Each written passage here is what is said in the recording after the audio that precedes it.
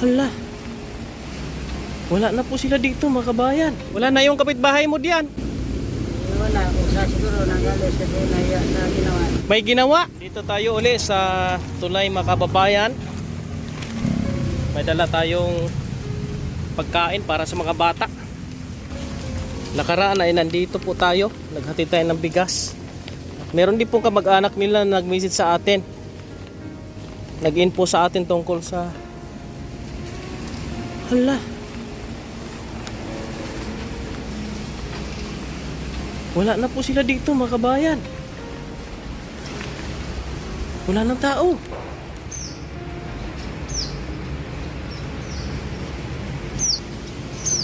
Wala na pong tao dito.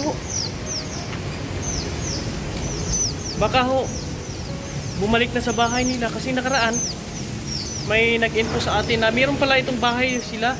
Yung mag-ina dito may bahay ito. Ang nabasa natin doon, bininta daw ng tatay. Ngayon, wala na dito. Baka ho kinuha sila ng kamag-anak ng babae. Ay salamat naman kung ganun po mga kababayan. Kasi ang concern natin din yung mga bata mga kabayan eh. Tanong natin dito sa mag-asawa si Kuya Francis. Tanong natin. Kapansin niya ba dito yung mag-asawa po mga kababayan? Samahan niyo ako. Shoutout po sa inyong lahat. Dito ako sa tabing ilog ho, mga kabayan oh.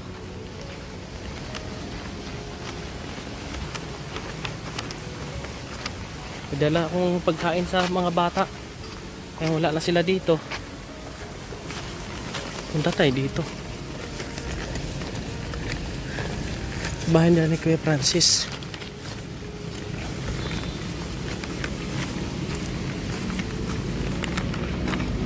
Yeah.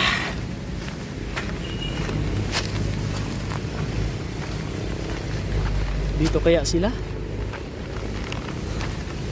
Tao! Kuya! Pasok ako. Ito eh. Parang nag-iihaw kayo ng dalawa dyan. Tilapia kanila. Nahuli ko. Nanghuli ka ng tilapia? Oo, ano lang basta sila sira ko dyan. Wala na yung kapitbahay mo diyan. Wala, kung sa siguro nagalos kasi na ginawa sa isa. May ginawa? Oo, Sino may ginawa? yung lalaki. Lalaki? Bigyan ko pa ng tilapia, kalating balde. Gagawin daing. Umuwi na siguro sila. Doon daw sa kuan, sa Malainin luma. Malainin dyan. Malainin luma dyan. Bumalik na siguro sa bahay nila. Oo, doon yun. May bahay kasi yun dyan sila eh. Kasi sabi ng parang kamag-anak yata nila, parang bininta niya daw bahay doon. Oo, yun nga siguro. Parang sinasaktan niya nga asawa niya yun. Kita ko nakaraan dyan, parang kaso lang, baka may problema rin siya eh. May problema din? O, kamusta? O, ano nangyari kay Ate Marisa? Bakit puro ka na ng kagat? Ano yan? Oo nga, ano? Mahilig Ano? ko ano sa tubig. Ano ba nangyari? Baka lumaban siguro ano. Lumaban saan? Kasi niro, lips to dyan eh. Sa tulay nakaupo. Totoo yan Ate Marisa? Baba ko. Ha? Umaga yun, mga alas 8. Pambihir. Sa alas 8 siguro. Anong ginawa mo nung nalaman mo? Inano ko na lang, pagkita ko, bit-bit ko yung binili ko eh. Inati ko na lang isda. Kinuha ko lang yung sa akin. Tapos ninala ko lang si Marisa. Nireport mo? Pumunta ako ng barangay. Pina-report ko doon sa barangay. Dami mo mga... Oo nga. Sama na. Sinong may gawa nun te? Katata nga ano yan, yung mga mano kulitat dito yung... Kagat ng kulitap? Eh, ang laki niyan. Kumain na kayo? Saging, naglaga ako. Ay, hindi ka nagsaing? Kaya Hindi ano, pa kasi. kailangan Nagputol ako ng kawayan. Ah, nagputol si Kuya Francis ng kawayan. Saging, naglaga. Kaya pag bisita ka doon, wala na sila doon. Wala na. Yun pala eh. Ay na ano, may problema yung lalaki. Oh, kain muna kayo dyan. Nanginig tuhod ko eh. Hindi nga ako nakasalita. Nakatingin na lang ako. Ginawa ko na Marisa. Ibig sabihin, hindi pala mapagkatiwalaan yun. Hindi. Yung ibang gamit ko nandun sa kanila. Hindi na nila binalik. Sa akin naman, wala naman akong ano nung kung ano yung lalaki. Kasi ang concern ko lang naman yung mga bata. O, mabuti naman kung bumalik doon sa pamilya, no? Oh, bata, asawa niya. Mga Oo, ma-secure yung mag-ina, mga kababayan. Diyan daw, punta mo doon sa Malainin. Baka dyan sila Hindi, okay na. At least, alam ko na wala na sila dito. Merong at least, yung bang, kung nandun na sa pamilya niya, mas okay. No, mapanatag na tayo. Dito naman sa inyo. Ito, may luna naman ito. Bakit mo kasi pinayagan na baklasin ito ng kaibigan mo? eh, kasi sabi ng caretaker dyan na matanda, Baklasin? paalisin niya ako dito.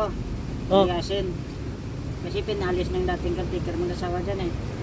Bago na naman ngayon yan. O bago. Hirap itong sitwasyon nyo pala dito. Ang laki ng problema ang naharap ko nga eh.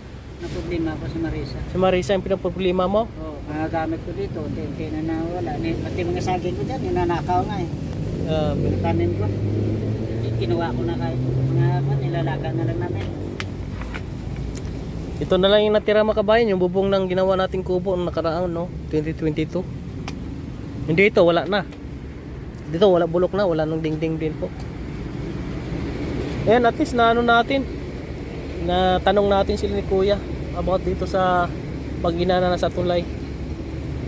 Kung ano man po ang mga sinabi sa atin ni Kuya Francis, yan po ay hindi po natin alam kung yan po ay totoo, yan po yung hindi. Yan po ay mula po sa kanya mga kababayan. Ayun nga ang sabi niya, nakakalungkot naman kung totoong ginawa kay Ate Marisa, ay nakakaawa naman si Ate Marisa. Pero na-report naman daw niya sa barangay ho mga kabayan. Yan lang po mga kabayan, no? May pang-ulam pa kayo dyan? Hindi pa ko nabigyan, hindi pa tapos ang kan. Ha? Bibigyan ka doon ng pera? Ako lang, bibigyan. Pang ano lang muna. Salamat po. Pang budget nyo unang mamaya. Tapos si Ate Marisa, oh. Kain todo ate.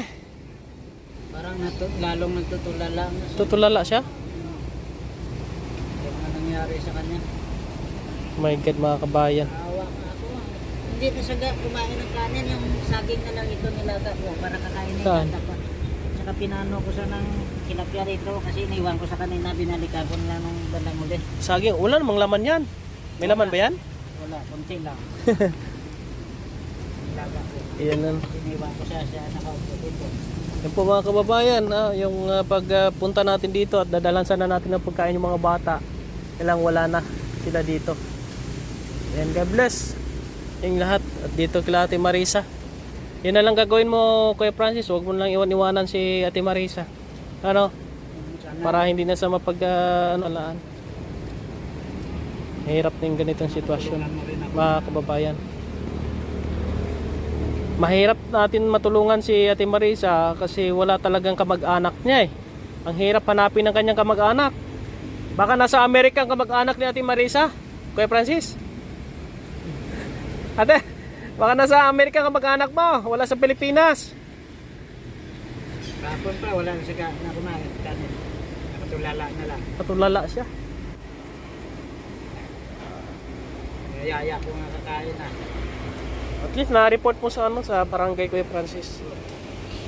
Sige, dalhin mo lang yan kung saan ka pupunta. Nakakalungkot mga kabayan, no? At may nalaman tayo dito. Talagang negatibo, no? Doon sa lalaki mga kababayan. Kay Alan ba yun? Kay Alan. Pero wala na po tayo doon kung anumang issue na meron doon. Sa atin dito yung mga bata kasing concern natin. Kung ano man yung mga sinabi nila sa atin, yun to, wala tayong alam doon mga kababayan. Sila po yung nakakaalam. Ayan po. God bless sa inyong lahat. Malaga ay safe na po siguro mga bata ngayon. Nandun na sa pamilya po mga kabayan. God bless sa inyong lahat. Lagi niyong maaasahan, kaibigan at sandalan. Kailanman di nagsawang tumulong sana